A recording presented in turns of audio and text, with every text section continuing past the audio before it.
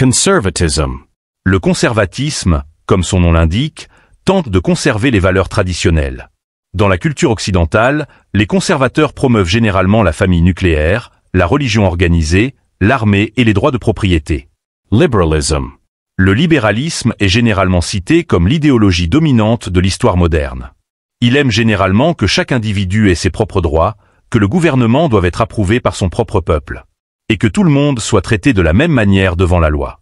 Il aime aussi les marchés libres, les élections entre plusieurs partis politiques, une séparation des pouvoirs entre différentes branches du gouvernement, une séparation de la religion et du gouvernement, un ensemble de valeurs fondamentales inscrites dans la Constitution, le droit à la vie privée, la liberté d'expression, la liberté de la presse, la liberté de réunion et la liberté de religion. Modératisme. Le modératisme aime rester dans ce qu'on appelle la fenêtre d'Overton, qui est l'éventail des politiques politiquement acceptables pour la population majoritaire. Dans la plupart des cas, les modérés sont apolitiques, ce qui signifie qu'ils ne s'en soucient pas, mais qu'ils ont un peu de connaissances en politique. Capitalism.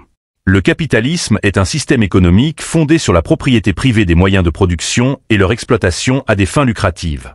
Les caractéristiques centrales du capitalisme sont la propriété privée, le libre-échange, la concurrence, la division du travail et la coopération sociale. Socialism. Il existe de nombreux types de socialisme, ce qui en fait un terme générique. Au sens classique, le socialisme décrit les moyens de production appartenant aux travailleurs, soutenant fortement les coups d'État des travailleurs, l'autogestion démocratique et la démocratie sur le lieu de travail. Le socialisme à l'ère moderne prône l'autogestion démocratique des travailleurs, une forte taxation des riches et la nationalisation de secteurs clés de l'industrie. L'une de ces valeurs clés est la propriété sociale. Syndicalism.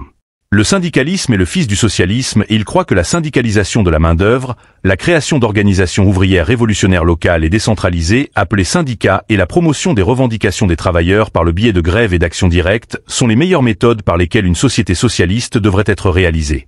Une fois qu'une société post-capitaliste sera réalisée, un congrès ou une commune de syndicats sera créé pour représenter les nombreux syndicats ou secteurs de l'économie auprès d'un gouvernement central. Le corporatisme. Le corporatisme prône l'organisation de la société dans différents domaines d'emploi, comme l'agriculture, l'armée, l'ingénierie, etc., dans lesquels les gens sont affectés en fonction de leurs intérêts et de leurs compétences. Il croit en un système de régulation interclasse dans lequel les travailleurs, les employeurs et l'État négocient entre eux afin de gérer l'économie le plus efficacement possible et de satisfaire, en théorie, toutes les parties impliquées. Il ne fait pas référence à un système politique dominé par les intérêts des grandes entreprises. Ce serait une corporatocratie. Le libertarisme défend la liberté